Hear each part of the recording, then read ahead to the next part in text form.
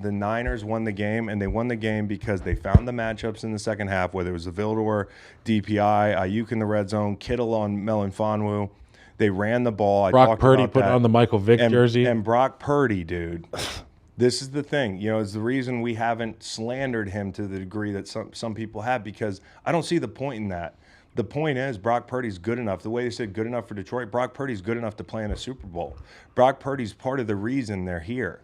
You know, so like when people call him a capital G game manager, at the very least give him game executive, because the dude makes plays off schedule. How about the throw across the middle that he got away with? And Greg Olsen was essentially like, "Oh my goodness!" Like, yeah, but that's just the Brock Purdy magic. But I'd rather have a guy that's not afraid to take those chances, that can make throws off platform, than a guy who's just sitting back there and running the offense. And I think that's where he separates himself. Against Green Bay, one of the biggest plays of that game was late in the game. Green Bay's trying to defend a field goal, and they're in the red zone, and Green Bay runs like a TE from a shade. So the tackle's like by the center, and he's trying to run out and get contained. He doesn't get it. Brock sees it and goes down to low red and sets up that touchdown. Well, there were multiple occasions last night, none bigger than 4:42 to go, 3rd and 4 at midfield, where he scrambles to the 28-yard line. He just sees it. He beats Anzalone to the sideline and takes off. And then, you know, I think a huge one for me, hidden. This is a hidden key play. It's 2:01 left in the third at the San Francisco 20. Okay, they send Melanfonwu. Early down pressures. That's what Detroit has done well. Got him dead to rights to the 11. I mean, he's all over him.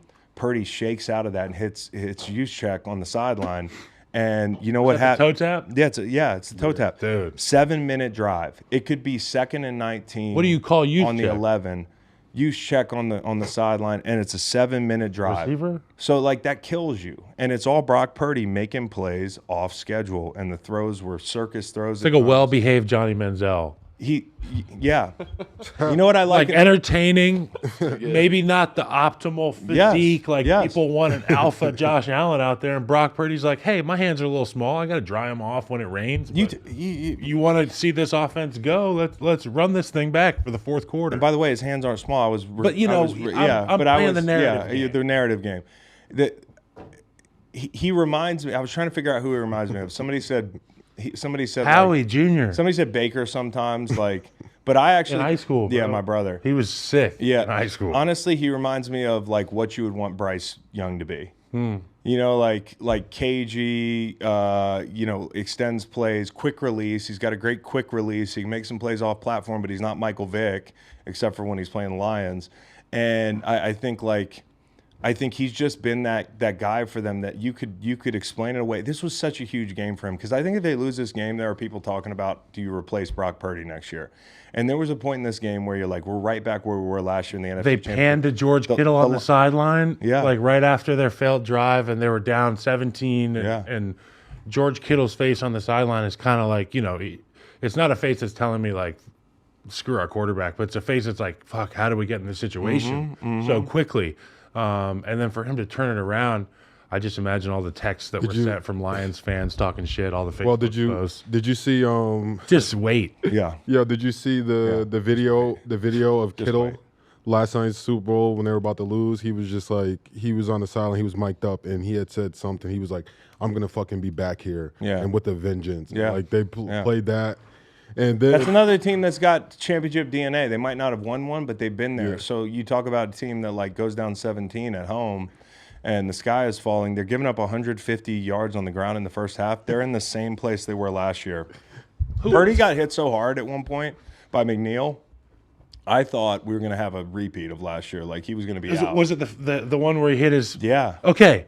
It was the same action. It was the same. Well, he didn't get his elbow. He got his fingers. It might have been another one where McNeil landed on him. I don't think it was McNeil. But he got hit hard in Purdy hit a hand on release. I forget who he hit.